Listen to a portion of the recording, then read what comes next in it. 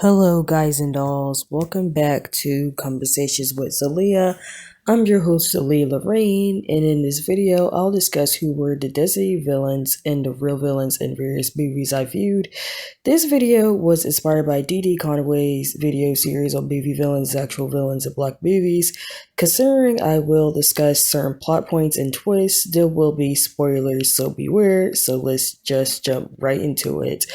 The first character to tackle is Cash Bear from the 2000 film Lockdown. Now, for those unfamiliar with this movie's plot, Mike from What Did I Get Married plays a swimming prospect who is unfairly jailed alongside his two friends Stacy and Cash Bear for committing a drive-through homicide. The actual perp was Broadway, a drug runner under Cash Bear who framed them out of spite for Cash poke him out essentially. Despite the fact Broadway committed the crime, I believe Cash is the real villain since he not only got himself and his friends in jail for a crime they didn't commit by promoting Broadway, but he indirectly led to Stacy's misery in prison.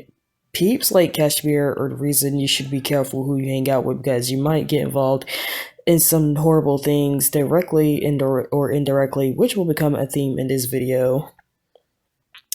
Then the next character is Trip from Caught Up. Was Daryl's crash out best friend who decides to rob a bank without Daryl knowing, just so he can fund Daryl's dream of setting up a nightclub. Then during the high speed chase, Trip gets unalived, leaving Daryl, who just got out of prison and was trying to get on the right path, mind you, to serve time for the robbery, despite the fact he didn't know Trip was going to commit a bank robbery that day. The reason I listed Trip on here because despite the fact that his character is only in the movie for like the first few minutes, like Chris Brown has stumped the yard, is his actions led to most of Daryl's misfortunes throughout the third act of the movie.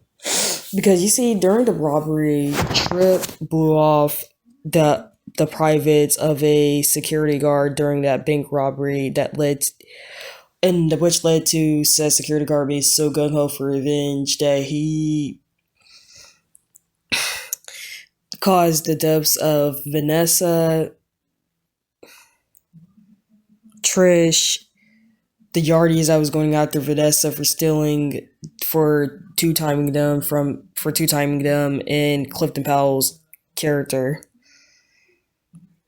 All of this because of Trip's bank heist. Another reminder why you should care who you hang out with. Otherwise, things will happen to you indirectly because of your best friend's actions. And another character is Laurie Armstrong from Just Cause. I have recently reviewed this particular movie in the previous video, which you can check out on the channel. And while Bobby Earl was definitely in the wrong for his heinous actions, you can't deny that Laurie indirectly caused what happened thanks to Laurie being a wannabe Mike DeFong. And now for those who do not know who Mike DeFong is, Mike DeFong was the DA who handled the infamous Duke Lacrosse case, and he pretty much was stirring the pot in the whole situation despite the weak evidence against the three lacrosse players. There's an article which I'll leave in the description that goes into detail response to DeFong shadiness during the entire case. In this case, Lori, she was pretty much your typical pick me who wanted to please her male colleague, so she pretty much made charges against Bobby Earl in his rape case despite the lack of evidence backing him up. And although the case wound up getting dropped eventually, Bobby Earl wound up losing his college scholarship and pretty much was left physically and emotionally scarred from a one-night stay in jail. And that resentment towards Laurie Earl for pretty much ruining his life caused Bobby Earl to create this twisted revenge plan to get back of Laurie, even using her law professor husband Paul. And to think that this movie was supposed to tackle racial inequality in the justice system, but undermined and butchered their Aesop by doing the opposite. But I digress. And then the next villain I'll tackle is pretty much a villain from a real life movie story, which is Zelma from What's Love Got to Do with It. Zelma to me is as equal of a villain to Ike for various reasons. First off, at the beginning of the movie, she leaves Tina to escape her abusive relationship with her husband Floyd, taking only Aileen with her, while Tina and her half sister Evelyn, who isn't mentioned in the movie, to be raised by their paternal grandmother in Tennessee. Then when Anna Mae, aka Tina, moves in with her and Aileen to St. Louis when the grandma dies, Zelma pretty much tells Anna not to pretty much throw back in her face that she left her behind in Tennessee, which is typical narc mom stuff. Because for her to say that you don't want to be held accountable for your own actions. Oh, but wait, there's more. When Tina hits it big with Ike, she pretty much tells Tina not to forget about her part in Tina's success, which is, but really, because her back, you barely had any part in pretty much Tina's success. You just raised her. Just her mom that took her in when her grandmother passed away. And then the most infamous scene in the movie, when Tina tries to escape from Ike with her children, she rats out her own daughter to Ike, her own daughter. As I stated in my Worst Celebrity Moms video, which you can also check out on the channel, Zelma's portrayal in the movie was not far off from the real life version of her. It is not all that surprising she remained friendly with Ike after Tina's marriage ended and credited Tina's success to other people other than Tina even after she bought her house, but moving on.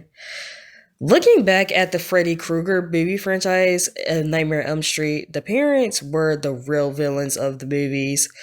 The original Elm Street movie parents got vigilante justice on Freddy, and years later, when the children were haunted and unalived by them, pretty much tried to gaslight claims of Freddy's existence.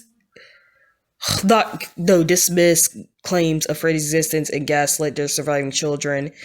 It gets worse in Freddy vs. Jason, which I may do a video on in the future, so stay tuned for that. The parents at this point have become aware of Freddy's existence, and how do the parents try to conceal the fact that Freddy's real? By destroying any records of Freddy's existence and institutionalizing any person that has the slightest knowledge about Freddy in Weston Hills, which was portrayed in the third movie, doped up a Pipnicil. If that's not overboard, then I don't know what is. To me, some of these parents are even worse than Freddy, even indirectly causing their children's deaths. And to add on to the whole Hypnocil thing, they doped some of the kids too much on too much Hypnocil that they're in freaking comas, for God's sake. So yeah, the parents are super worse than Freddy and Nightmare on Elm Street series. And I know this next entry will be contentious, but I have to add this one. Jeremiah is the real villain of Four Brothers, and here are my reasons. First, Jeremiah was not involved much in the search for Evelyn's murderers, though considering his family man image and his three brothers painting the town red searching for Evelyn's killers, it's justified. But the biggest reason and the reason why I believe Jeremiah is the real villain is because of why Evelyn got murked. You see, Jeremiah had a construction project that pretty much got shut down by the city, by Councilman Douglas, who was connected to Victor Sweet, the main villain of Four Brothers. And when Evelyn got wind of what happened, she reported Victor Sweet to the police for shutting down Jeremiah's project. But the report wound up falling in the hands of Fowler, who was also connected to Sweet, and pretty much Fowler served Evelyn to Sweet, leading to her getting murdered.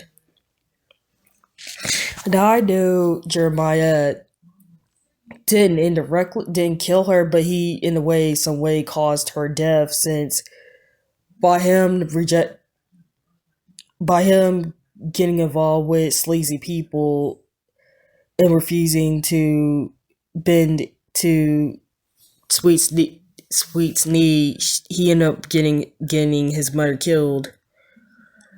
And before I move on with my final entry, I'll list an honorable mention, which is the elders from the village, with the with the real world because of trauma, just to set up a 19th century commune to raise junior descendants, and then gaslit said descendants by pretending to be a fictitious monster to scare them from leaving.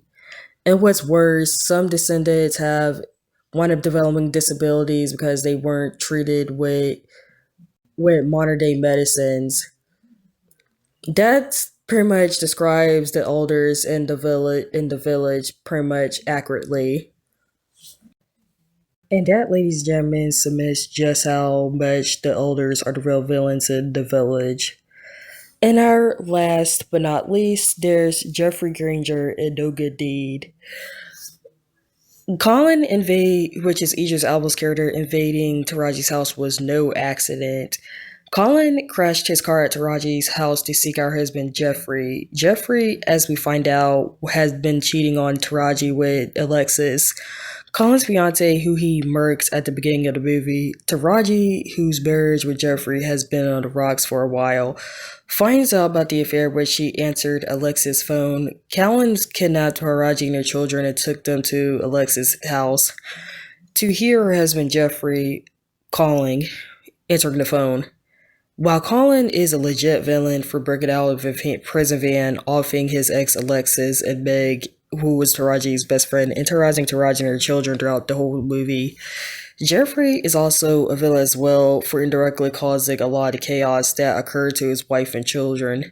Not to mention the fact he was messing around with a woman who was romantically linked to a dangerous criminal, which goes back to what I said earlier about being careful who you are around or you get caught up in some things. Also, is it just me or that any dude with the name Jeffrey or Jeff tend to be trash people? But I digress. That was it for today's video. Do you have any other characters who were more villainous than the real villains? Until then, nice talking to you all.